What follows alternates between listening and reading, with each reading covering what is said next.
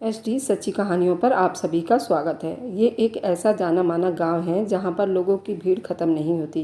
कितने दूर दूर से लोग यहां इस बच्चे को देखने आया करते हैं। इस बच्चे की कहानी ऐसी है, आप भी सुनकर हैरान हो जाएंगे। ये कोई इंसान का बच्चा नहीं है, ये एक ऐसी प्रेमी का बच्चा है जिसकी कहानी सुनकर आपके रोंगटे खड़े हो जाएंगे। शाम का वक्त था, सर्दी बढ़ रही थी। अक्टूबर का महीना था। रात के टाइम वैसे भी ठंड थोड़ी बढ़ जाती है। हम लोग अपना कैंप समेटने लगे। पूरा दिन कैंप में लोगों का चेकअप करके हम सभी डॉक्टर थक चुके थे। कैंप समेटा जा रहा था। एक आदमी सामने से भागता हुआ हमारी तरफ आया। उस आदमी की हालत देखकर लग रहा था वह बहुत इमरजेंसी में है। मैंने उसे देखा तो वह जल्दी में मेरे पास खड़ा हो गया। फिर पूछा, क्या बात है? डॉक्टर साहब, आप मेरी बात सुनो। वह ये बात कहकर हाँफने लगा और बोला कि जल्दी आप मेरे घर चलो, मेरी मीरा बच्चे को जन्म देने वाली है। मैं उस बात को सुनकर ठिठुर गया था। हमारे पास जच्चा बच्चा वाला सामान भी नहीं था कि हम जाकर डिलीवरी या ऑपरेशन कर सकते।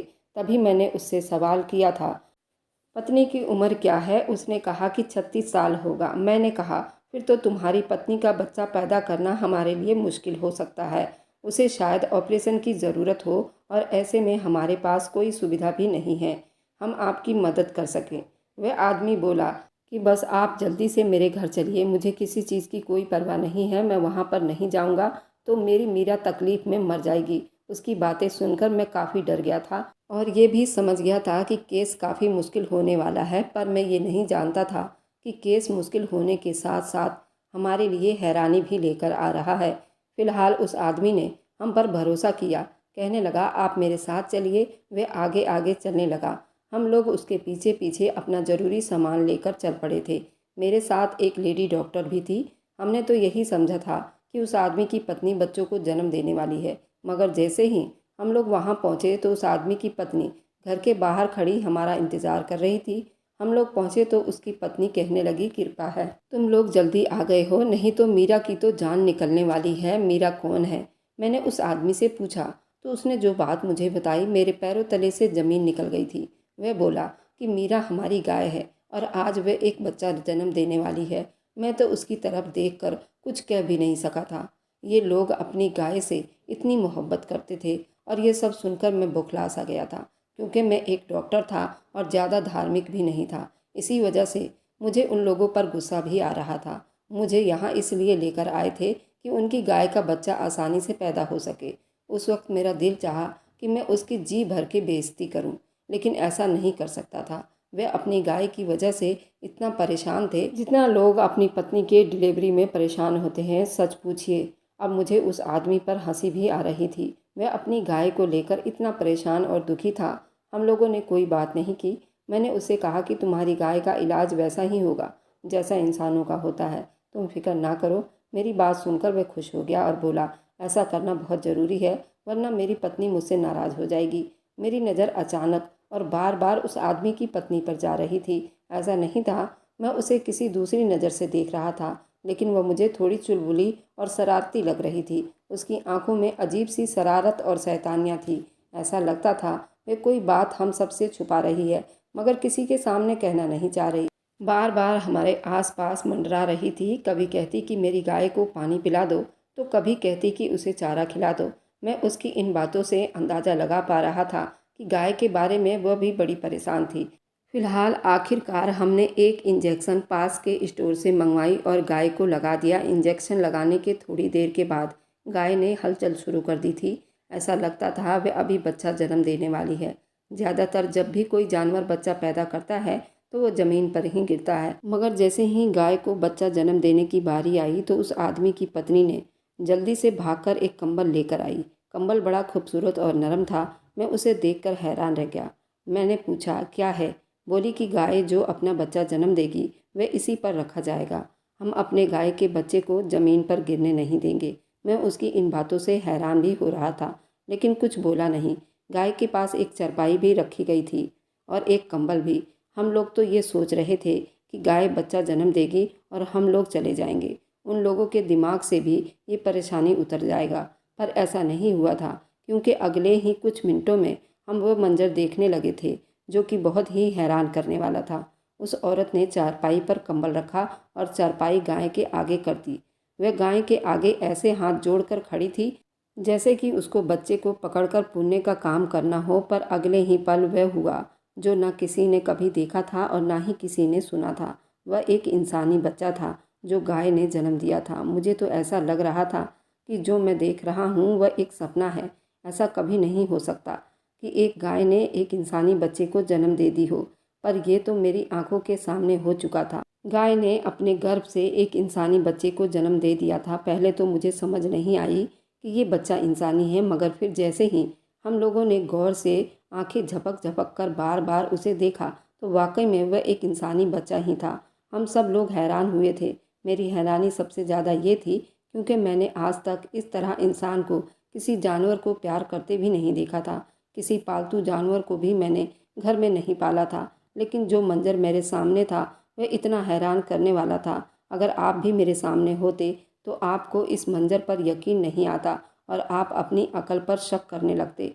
उस आदमी की पत्नी आगे बढ़ी और उसने खुशी खुशी उस बच्चे को कंबल में लपेट लिया और कहने लगी, डॉक्टर साहब, आप हमारे बच्चे को कोई वैक्सीन वगैरह लगा दें ताकि आगे आने वाले टाइम में वो बीमार ना हो। मैं उसे आश्चर्यचकित होकर देखने लगा, मगर उसके चेहरे पर कोई हैरानी नहीं थी। जितने हैरान हम सब लोग थे उसका 1% भी वो हैरान नहीं थी। लगता था जैसे कि उस औरत को ये सब पहले से ही पता है कि गाय के पेट में इंसानी बच्चा आने वाला है। यहाँ तक कि कहानी सुनकर शायद आपके दिमाग में भी ये ख्याल आई होगी उस औरत ने गाय के पेट में खुद बच्चा रख दिया होगा, मगर ऐसा बिल्कुल भी नहीं था। हम लोग जब से यहाँ आए थे वह गाय जब से ही तकलीफ़ में थी। हमने उसे इसी तरह देखा था और उसके पेट पर कोई खरोच तक नहीं था, यानी गाय के पेट खोलकर उसके अंदर कुछ नहीं रखा गया था, बल्कि उसने वैसे ही इंसानी बच्चा जन्म दिया था। मैंने उस बच्चे को देखना चाहा था, मगर दूसरी डॉक्टर और उस औरत ने उस बच्चे को अंदर पहुंचा दिया था और हम लोग बाहर ही खड़े रह गए थे। बच्चे को पैदा हुए करीब 6 से 7 मिनट बीत गए थे। गाय की हालत अजीब होने लगी थी, इतनी अजीब होने लगी कि हम लोग भी डर गए थे। वह फंदे से भागती हुई गाय इस तरह पागल होना हमें भी परेशान कर रहा था, जबकि वह आदमी जो हमें यहाँ लेकर आया था खुद भी हक्का बक्का खड़ा था। उसकी भी समझ से बाहर था ये सब कुछ मुमकिन कैसे हुआ। वह मुझे देखकर रोने लगा, बोला, मैं बर्बाद हो गया हूँ। आज तो मेरे साथ वह होगा ज़िंदगी में कभी नहीं हुआ होगा। मैं लुट गया हूँ, मेरी दुनिया भी तबाह हो गई है। मुझे भगवान कभी माफ़ नहीं करेंगे। मैं एक कमज़ोर आदमी हूँ। उसकी बातें टूटी फूटी थी और मुझे कुछ समझ नहीं आ रहा था। उसका नाम सुनील था। मैंने कहा, सुनील, क्या बात है? समझ सकता हूँ कि तुम्हारी गाय की तबीयत बिगड़ रही है, पर उसमें रोने वाली क्या बात है? मैं खुद हैरान था और उससे ठीक तरीके से बात भी नहीं कर पा रहा था। मुझे लगा शायद गाय की तबीयत के बारे में बात कर रहा होगा। कहने लगा, नहीं, मैं अपनी गाय की वजह से परेशान नहीं हूँ। मीरा की उम्र वैसे भी काफ़ी हो गई है। हो सकता है कि अब मीरा इस दुनिया में ना रहे। मुझे तो उस बच्चे ने लूट लिया है। मुझे उस बच्चे ने कहीं का नहीं छोड़ा। वह अपने सर को पीटता हुआ एक तरफ बैठ गया था, जबकि मेरा सारा ध्यान उस गाय की तरफ था। गाय वाकई में बहुत बेचैन हो गई थी। हमने जल्दी से उस गाय का इलाज किया। उस गाय के प्रेगनेंसी में कुछ इन्फेक्शन हो गया था, जिसकी वजह से वो बहुत तड़प रही थी। बस कुछ ही देर वह ज़मीन पर यूं गिर पड़ी जैसे उसे बहुत तकलीफ़ हो रही हो। मैंने करीब जाकर देखा, उस गाय को बहुत तेज़ बुखार था। मुझे ये सब कुछ बहुत अजीब लग रहा था। फिर हम लोगों ने आखिरकार उस गाय को बचा ही लिया, लेकिन मुझे सुनील ने बताया कि ऐसी बात नहीं है, असली किस्सा बहुत अलग है। आप भी सुनेंगे तो हैरान रह जाएंगे और मैंने जो किया उस पर आप लोग परेशान हो जाओगे। सुनील ये कहकर मेरे सामने ही बैठ गया। मैंने उससे पूछा, क्या कहानी है? उसमें इतना रोने वाली क्या बात है? फिलहाल मैं उस बच्चे वाले किस्से को भूल गया था, क्योंकि उस औरत ने उस बच्चे को उठाकर अंदर ले गई थी। हमारी एक लेडी डॉक्टर भी सुनील की पत्नी के साथ अंदर कमरे में गई थी। मेरे दिल में एक तसल्ली था कि वे लेडी डॉक्टर अनु से पूछकर हम सारी जानकारी निकाल लेंगे, क्योंकि हमें ये नहीं पता था कि अंदर क्या हुआ है। हम तो बस बाहर के समस्याओं और किस्सों को जान रहे थे। सुनील की आंखों से आंसू बहने लगे। सुनील कहने लगा, आज के बाद मेरी दुनिया भी बर्बाद है और मेरे भगवान भी मुझसे नाराज़ होंगे। मेरी पत्नी ने मुझसे शर्त लगाया था, आज वह जीत गई और मैं हार गया।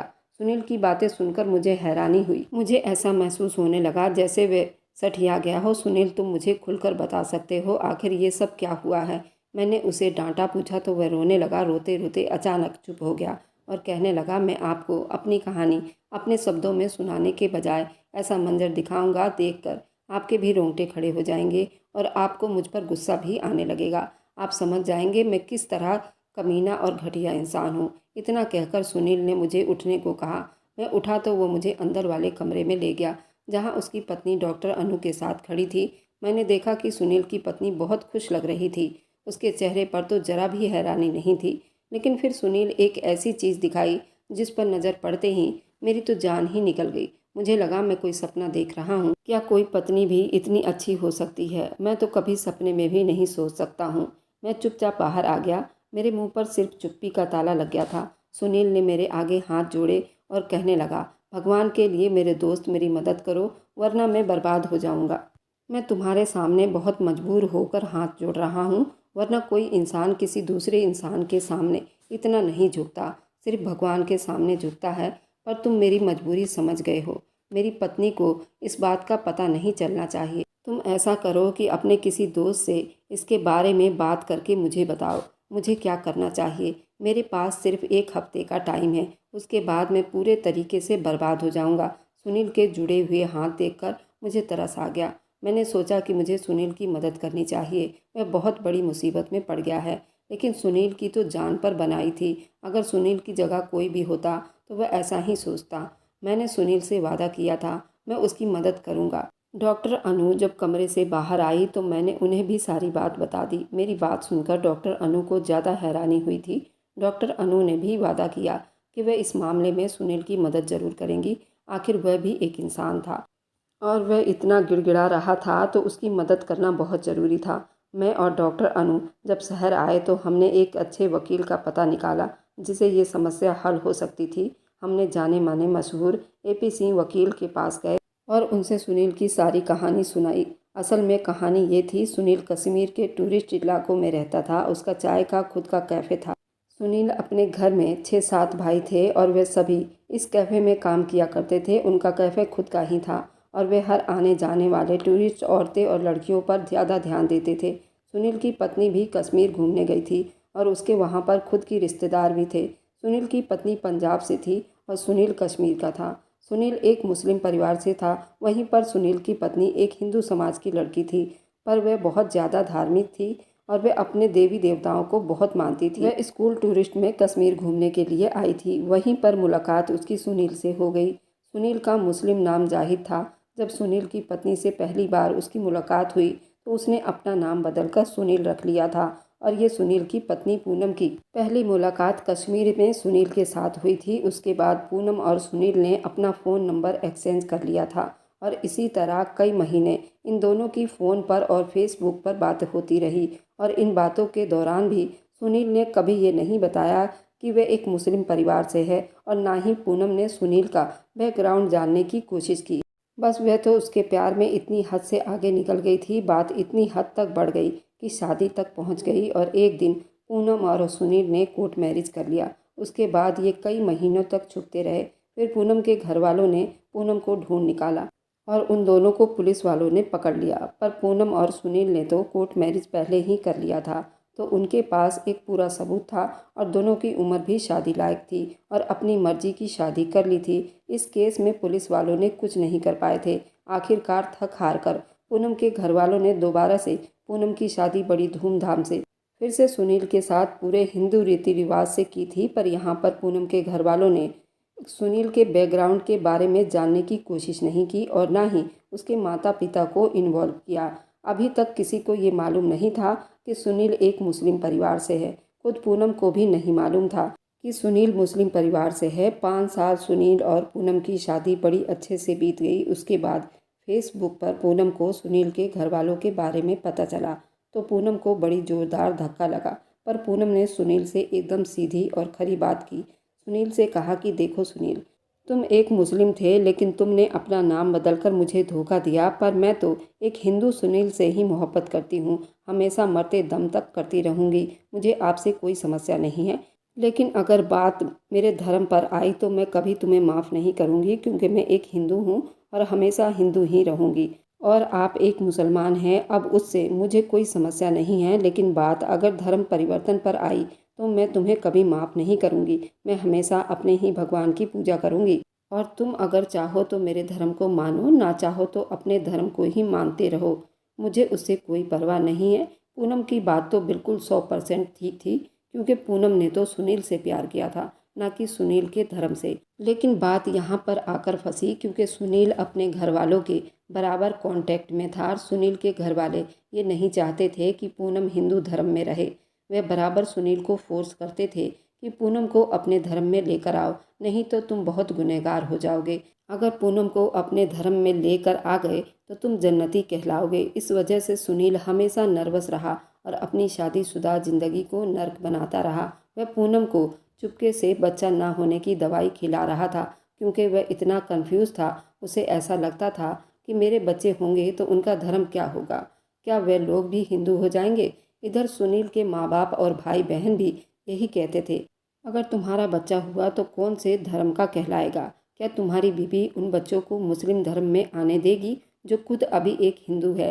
पहले तुम अपनी बीवी को मुसलमान धर्म में लेकर आओ, जब तुम अपने बच्चे या फैमिली के बारे में सोचना। नहीं तो तुम्हारे पास अभी ऑप्शन है, तुम तो दूसरी शादी कर सकते हो, और अभी तुम बच्चे बनाने के बारे में सोचना भी मत।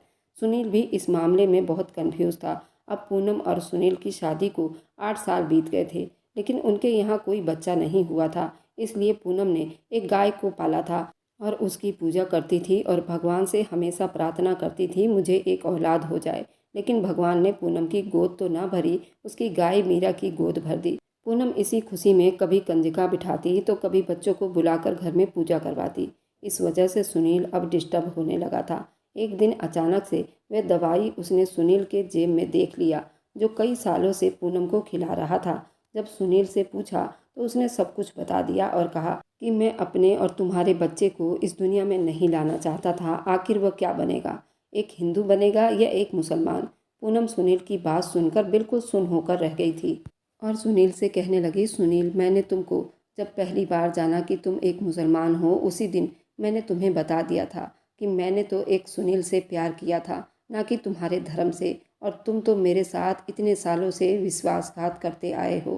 पहले तो तुमने अपना धर्म छुपाया और फिर अब मेरे बच्चे को इस दुनिया में नहीं आने दे रहे। क्यों सुनील? मैं तुमसे पूछती हूँ क्यों? मुझे ऐसा लगता है कहीं ना कहीं तुम्हारे अंदर भी यही है कि तुम मेरा धर्म परिवर्तन करवा लो, क्योंकि तुम्हारे परिवार ने तुम्हारा कान भर रखा है। पर अब मैं तुम्हारे साथ नहीं रहना चाहती, क्योंकि तुमने मेरे साथ बहुत बड़ा विश्वासघात, एक बार नहीं सुनील, 2-2 बार विश्वासघात किया है। पहले विश्वास तो तुमने तब तोड़ा जब तुमने अपने असली पहचान को छुपाया। ये बात पता होने के बाद भी मैंने तुमको माफ़ कर दिया, क्योंकि मैं तो तुमसे बहुत प्यार करती हूँ। और दूसरा विश्वासघात था तुमने मेरे बच्चे के साथ किया। तुमने मुझे गर्भ निरोधक गोलियाँ खिलाई, वह भी बिना मेरे परमिशन के। अपने घर वालों के कहने पर मैं भी तो तुम्हारे साथ अपना घर बार छोड़कर आ गई हूँ।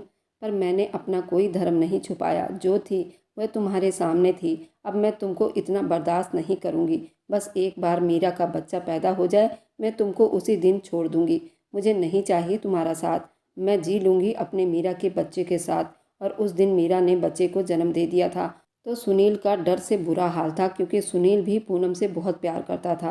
पूनम को किसी कीमत पर भी खोना नहीं चाहता था, इसलिए तो उसने अपनी पहचान छुपाई थी। क्या पता पूनम सच जानकर उसके साथ ना शादी करती। किसी डर की वजह से उसने वह पहला अपराध किया था, जो कि पूनम को अंधेरे में रखकर उससे शादी रचाई थी। पूनम मुझे छोड़कर ना चली जाए और मुझ पर केस ना कर दे, इसलिए वो बहुत घबराया हुआ था। वह अपनी पत्नी को नहीं छोड़ना चाहता था और वह अपना प्रायश्चित करना चाहता था, इसलिए वह उस दिन बहुत ही घबराया हुआ था और हम लोगों से विनतियाँ कर रहा था कि मुझे कोई अच्छा वकील बता दो। मुझे अपनी पत्नी को नहीं छोड़ना और मैं ज़िंदगी भर उसी के साथ रहूँगा और मैं अपनी गलतियों को सुधार लूँगा, क्योंकि पूनम ने कभी भी उसको धर्म परिवर्तन के लिए कोई फोर्स नहीं किया था। पूनम भी यही उम्मीद लगाकर बैठी थी कि सुनील से भी उसको इसी तरह की मोहब्बत की उम्मीद थी। फिर हमने उसको वकील से मिलवा दिया, लेकिन पूनम को उसने मना किया और उसको किसी कोर्ट कचहरी के चक्कर लगाने नहीं पड़े। और उसने अपनी पूरी गलती स्वीकार की और कहा कि हम भी जोधा अकबर की मिसाल कायम करेंगे, दोबारा कभी ऐसी गलती नहीं होगी। और उन दोनों की समस्याएं तो सुलझ गई थी। और फिर 2 साल के बाद दोबारा से हम उस गांव में कैंप लगाने गए तो मेरी मुलाकात फिर से सुनील से हुई। सुनील से पूछा कि तुम्हारी पत्नी और तुम्हारे बीच सब कुछ ठीक ठाक है। सुनील ने कहा, हाँ साहब, अब तो मेरे 2 बच्चे हैं, एक बेटा और एक बेटी। बेटे का नाम मैंने सलीम रखा है और बिटिया का नाम पार्वती है। इस तरह उनकी शादीशुदा ज़िंदगी मुझे बहुत खुशहाल लग रही थी और मैं भी देखकर खुश हो गया। और उस गाय के बच्चे को काफ़ी दूर दूर से लोग देखने के लिए आते हैं, क्योंकि उस गाय के बच्चे ने इंसानी शक्ल को ले लिया है और पूनम ने उस बच्चे को बिल्कुल अपने बच्चे जैसा पाला है और वह 9 साल का हो गया है। तो कमेंट में आप लोग बताइए कि ऐसी जोड़ी के लिए आप लोगों की क्या राय है। पूनम गलत थी या सुनील? मुझे तो सुनील गलत लग रहा था, क्योंकि उसने पूनम को पहले धोखा देने की कोशिश की थी, लेकिन पूनम के प्यार ने सुनील को बदल ही डाला था। अगर आपको आज की कहानी पसंद आई है तो वीडियो को ज़रूर लाइक कीजिएगा और अपने दोस्तों के साथ शेयर भी कीजिएगा। और हाँ, अगर आपने अभी तक हमारे चैनल को सब्सक्राइब नहीं किया है तो ज़रूर सब्सक्राइब कर लें। मिलते हैं हम अपनी कल की एक नई दिलचस्प कहानी के साथ। मुझ पर सदा अपना प्यार और स्नेह बनाए रखें। सभी को मेरा प्यार भरा नमस्कार दोस्तों।